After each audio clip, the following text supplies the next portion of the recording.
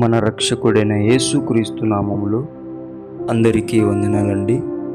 ఈరోజు దేవుని మాటలు సామెతలు గ్రంథము 20వ అధ్యాయము 30వ వచనము. గాయములు చేయు దెబ్బలు అంతరంగములలో చొచ్చి చెడుతనమును తొలగించును. దేవుని బిడ్డలారా, బాగా గమనించండి. కొన్నిసార్లు నీవు బాగా ఇష్టపడుతున్న దైవ సేవకురాలు ఏం చేస్తూ ఉంటారు?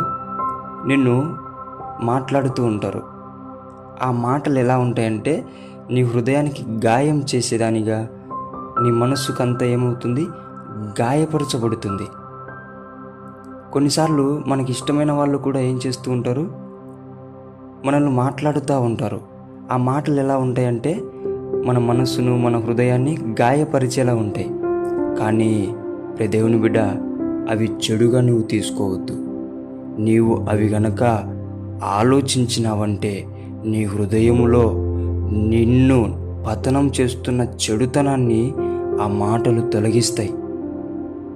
నిన్ను ప్రేమించే దైవ సేవకులు ఒక మాట మాట్లాడుతున్నారు అంటే ఏదో మనలో దేవుడు కార్యం చేస్తున్నాడని నువ్వు గమనించాలా.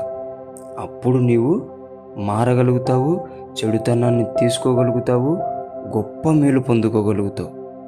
అందుకే ప్రేమైన దేవుని బిడ్డలారా, మన మనసును, మన హృదయాన్ని గాయములు చేసే మాటలను ఆలోచించి అర్థం చేసుకుంటే గనక గొప్ప ఆశీర్వాదం పొందుకోగలుగుతాం.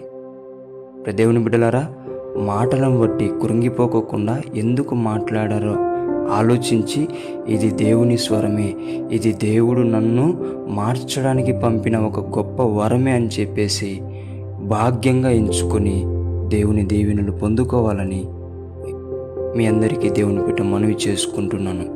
దేవుడి మాటలను దీవించునుగాక. ప్రార్థించుకుందాం. యేసయ్యా, మీకు వందనాలు, స్తోత్రాలు ప్రభువా. నీ బిడ్డలతో మాట్లాడినందుకై వందనాలయ్యా.